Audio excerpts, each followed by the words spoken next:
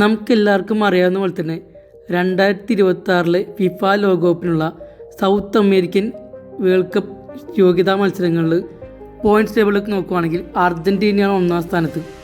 Argentina ശരിക്കും കുതിക്കുകയാണെന്ന് തന്നെ പറയാം. 15 കളികളിൽ നിന്ന് 34 പോയിൻ്റാണ് അർജൻറ്റീനയ്ക്കുള്ളത്. രണ്ടാം സ്ഥാനത്തുള്ള ഇക്വഡോറിന് 15 കളിയിൽ നിന്ന് 24 പോയിൻ്റ് മാത്രമാണുള്ളത്. ഇത്രയും മത്സരങ്ങളിൽ നിന്ന് 24 പോയിൻറ്റിനുള്ള പരാഗ്വേയും ആണ് മൂന്നാം സ്ഥാനത്ത്. അവർ ഗോൾ ഡിഫറൻസിലാണ് മൂന്നാം സ്ഥാനത്തേക്ക് ആയത്. നാലാം സ്ഥാനത്തുള്ള ബ്രസീലിന് 15 കളിൽ നിന്ന് 22 പോയിൻറ്റ് മാത്രമേ ഉള്ളൂ.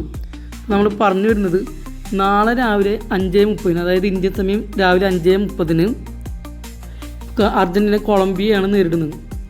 ആ കൊളംബിയയുടെ ഒരു കണക്ക് തീർക്കാനുണ്ട്. അതായത് കഴിഞ്ഞ വർഷം സെപ്റ്റംബറിൽ നടന്നിട്ടുള്ള ലോകകപ്പ് യോഗ്യതാ മത്സരത്തിൽ അർജൻറ്റീന 2-1 കൊളംബിയയോട് പരാജയപ്പെടുകയും ചെയ്തത്. അതിനുള്ള ഒരു പകരം വീട്ടാനും കൂടിയായിരിക്കും അർജൻറ്റീന നാളെ കളത്തിലിറങ്ങുന്നത്.